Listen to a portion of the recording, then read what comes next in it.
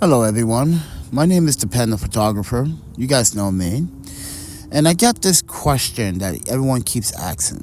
Why are you using older Canon cameras when you had Sony, Nikon, up-to-date mirrorless cameras?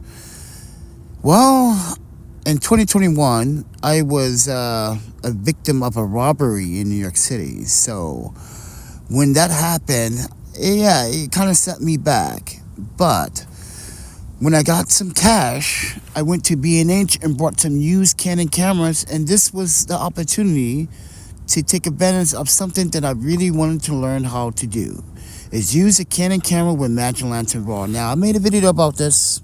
Disclaimer, Canon does not recommend doing this to their cameras, and I don't recommend you doing this to your cameras unless you are knowledgeable and a pro photographer or pro videographer that understands the software.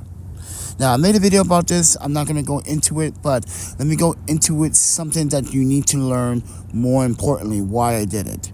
It's because now I'm able to use 14-bit RAW and be able to access 14 trillion colors versus 8-bit and 14 million colors. So there's a big difference shooting an 8-bit 1080p 60 or 10-bit 1080p 60 or 30 versus 14-bit raw video when you have access to 14 trillion colors. So when you color grade, you have more flexibility and more leeway with your video. This is why I do recommend it for anyone that's a pro tier or knowledgeable about software.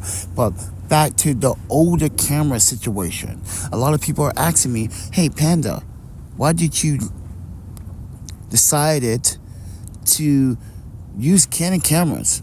As I said, I'm a very curious person. I like to test my ability to learn something about photography.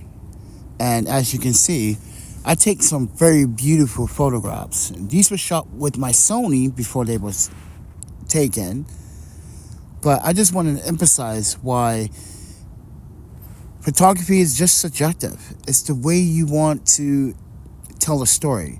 You don't need the latest and greatest to prove to everyone that you have the latest and greatest. And I feel that that's like a competition on itself on social media and on YouTube from photographers, stressing the fact that you need to upgrade your cameras in order to keep up with technology. And I'm going to tell you right now, I met a lot of older photographers like Ida Woodman from Wisconsin that never upgraded her cameras and shot with film and still produced very beautiful photographs. But I wanted to just clear the air that photography is very subjective, and I think people should not be pressured into upgrading to the latest and greatest camera because not everyone can afford it at this time. But I wanted to just tell you a story so you have a better idea how to approach this. And as you can see, there was a Sony camera right there.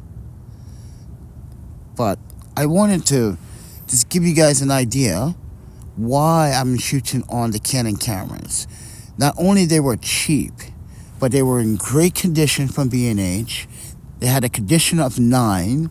They had a low shutter speed, and I was able to use software and got the software correctly right on the cameras after doing my study and my practicing, understanding how it works with Magic Lantern RAW.